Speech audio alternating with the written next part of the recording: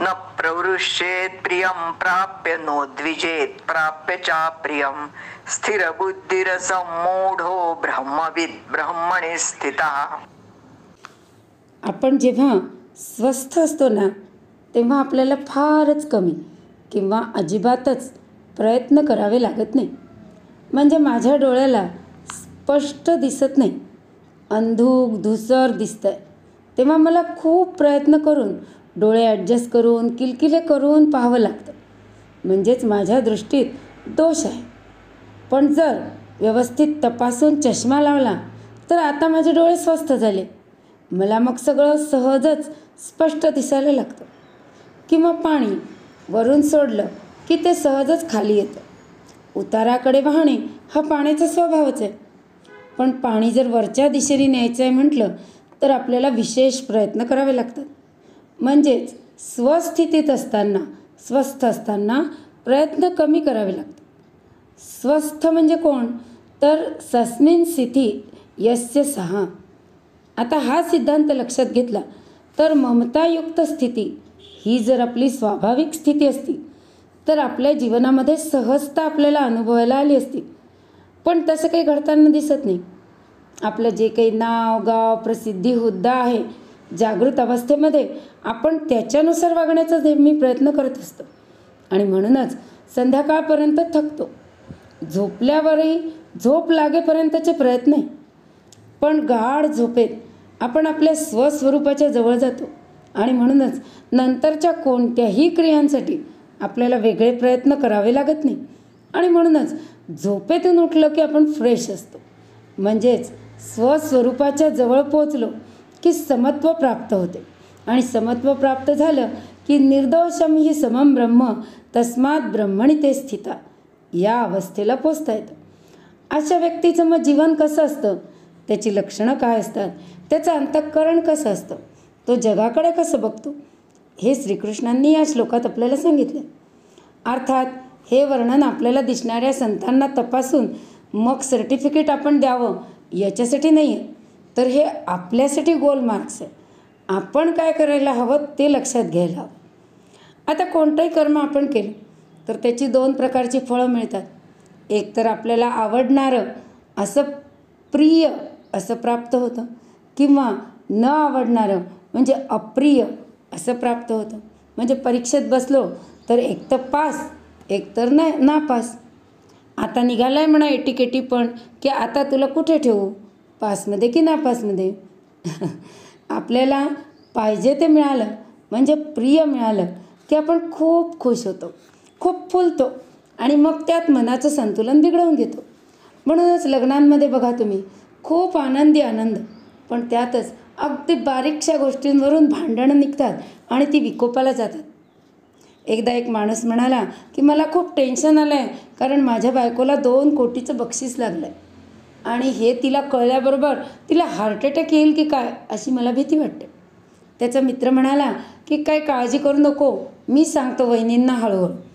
तो घरी आला आणि म्हणाला, वहिनी मला चहा द्या बरं. वहिनींनी लगेच चहा आणला. म्हणे, वहिनी आता तुम्ही कल्पना करा की मी तुम्हाला आत्ता सांगितलं की तुम्हाला 2 कोटीचं लॉटरीचं बक्षीस लागलं, तर तुम्ही काय कराल? तर वहिनी म्हणाल्या, अहो त्यात काय, अर्धे पैसे तुम्हाला देईन भाऊजी. असं म्हटल्याबरोबर त्या मित्रालाच हार्ट अटॅक आला. म्हणजे आनंदाने एकदमच इतका बेधुंद झाला. आपण आनंदामध्ये इतकं बेधुंद होतो की कसं वागतोय, कोणाशी काय वागतोय याकडे लक्ष देत नाही. रावण, कंस ही पुराणातली उदाहरणं आपल्याला माहिती आहे. आजही थोड्या थोड्या यशाने उतून जाणारी, आपल्या मनाप्रमाणे न करणाऱ्यांना चिरडून टाकायसाठी उत्सुक होणारी आणि आपल्या मनाप्रमाणे करणाऱ्यांच्या वाटेल त्या गोष्टी पाठीशी घालणारी लोक आपल्याला बघायला मिळतात. म्हणजे प्रिय गोष्ट मिळाली की आपण बेधुंद होऊन जातो. आणि दुसरं फळ असतं ते म्हणजे अप्रिय, दुःख. थोडंसंही अप्रिय व्हायला लागलं की आपण लगेच उद्विग्न होतो. एकतर रडतो, चिडतो, निराश होतो, फ्रस्ट्रेट, डिप्रेशन, डूख धरून राहणे, या सगळ्यामध्ये इतकं अडकून पडतो की आपलं आयुष्य उद्ध्वस्त होऊन जातं. श्रीकृष्णांनी दुसऱ्याच अध्यायात स्थितप्रज्ञांच्या लक्षणांमध्ये सांगितलं होतं की की चैतन्य शक्तीच सर्वत्र प्रगटते आहे हे जो जाणतो तो करता हे व्यक्तित्वच तयार होऊ देत नाही आणि त्यामुळे त्याची फलाची अपेक्षाच संपते. जेव्हा माणसाची काही अपेक्षाच नसते तेव्हा त्याला मिळेल त्याच्यातही सुख मिळतं आणि काहीच नाही मिळालं तर अपेक्षाच नाही ना. एकदा एक नवरा बायको होते. बायकोला स्वयंपाकाची अतिशय आवड, पण तिला एकही पदार्थ नीट जमायचा नाही, महाभयंकर चव असायची. एकदा तिने कॅन्डल लाईट डिनर अरेंज केलं. नवऱ्याला बोलावलं. नवरा जेवायला लागल्यावर खुश दिसला. ती म्हणाली, नक्की कोणता पदार्थ आवडला? तर तो म्हणाला, काही नाही, ही कॅन्डल की नाही खूपच सुंदर आहे. कारण पदार्थांकडून त्याची काही अपेक्षा नव्हती. आपल्याला जेव्हा काहीच अपेक्षा नसते तेव्हा अगदी छोट्या छोट्या गोष्टींमध्येही आपल्याला आनंद मिळतो आणि आनंद स्थिती कायम राहते. एकदा आमच्या शाळेतली छोटी मुलं खूप हसत खिदळत होती. अर्थातच मोठी लोकं आल्यानंतर त्यांनी दटावून विचारलं, काय झालं हसायला? तर ते छोटासा मुलगा पटकन उत्तर द्यायला लागला की रडायला कारण असतं, हसायला कुठं कारण लागतं का? हा सिद्धांत ज्याला कळला तो नित्य आनंदात राहतो. कारण आनंदात राहायसाठी त्याला काही कारण लागत नाही. मग काही आवडणारं घडो की न आवडणारं घडो, त्याच्या मनाचं संतुलन बिघडत नाही. संत उडिया बाबा नेहमी सांगायचे की कोणतेही प्रयत्न न करता मनाचं संतुलन ज्याला राखता येतं त्यानेच परमात्मा प्राप्त केला, त्याच्याच जीवनाची कृतकृत्यता झाली, त्यालाच मुक्ती मिळाली. तोच समत्वामध्ये स्थित झाला, तोच ब्रह्मणी स्थित. नाहीतर आपल्याला राग येतो, पण आपल्या स्टेटसला योग्य व्हावं म्हणून आपण तो प्रयत्नपूर्वक दाबतो. बरेच वेळेला आपण गोष्टी बाहेर स्वीकारल्यासारख्या दाखवतो आणि मनातून मात्र त्याबद्दल रिव्होल्ट असतो आणि त्यामुळे आपल्या जीवनातली सहजता लगेच निघून जाते. जीवनात सहजता येण्यासाठी स्थिर बुद्धी असणे आवश्यक आहे. स्थिर बुद्धी म्हणजे काय?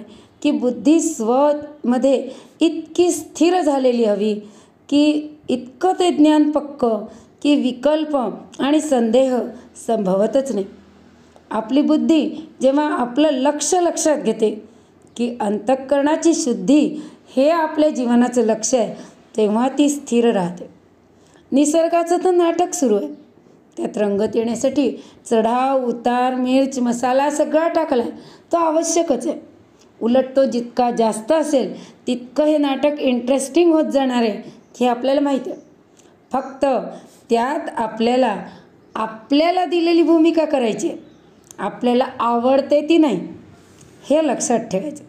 बरेच वेळेला आपण याच दोन गोष्टींमध्ये घोटाळा करतो की मला कज्जाक सासूची भूमिका मिळाली आहे, पण मला मात्र सगळ्यांची सहानुभूती मिळणाऱ्या सुनेची भूमिका खूप आवडते आणि म्हणून मग मी माझ्या भूमिकेमध्ये कॉन्सन्ट्रेट न करता मधून त्या दुसऱ्या भूमिकेची झलक त्याच्यात दाखवतो. त्यामुळे माझ्या चुका होत जातात. म्हणजेच बुद्धी स्थिर राहत नाही. मी काय करायला पाहिजे ते न कळल्यामुळे मला मूढता आलेली आहे. चुकीचं केलं जातं. परंतु जो स्वतःला चैतन्य शक्ती म्हणून ओळखतोय तो जाणतोय की आपली भूमिका आपल्याला करायची आणि म्हणून तो आपलीच भूमिका योग्य तऱ्हेने करतो आणि म्हणून तो असम्मूढ आहे. तोच ब्रह्मविद ब्रह्मणी स्थित आहे. अगदी सहज स्थितीमध्ये तो आपली भूमिका पार पाडतो, कारण त्या भूमिकेचा ना आपला काही संबंध नाही आहे हे त्याच्या चित्तामध्ये पक्क असतं. जसं पाणी स्वतःला जेव्हा बर्फ बनवतं म्हणजे एका आकारात बांधून घेतं, तेव्हा कोणत्याही भांड्यात ग्लासमध्ये टाकलं तर ते आडवं तिडवं कसं तरी होतं आणि त्याला नीट ॲडजस्ट काही होता येत नाही. परंतु पाणी जेव्हा स्वतःच्या सहज स्थितीत असतं तेव्हा ज्या भांड्यात टाकाल त्या भांड्यात ते अगदी सहज ॲडजस्ट होतं आणि त्यासाठी त्याला काहीही प्रयत्न करावे लागत नाही.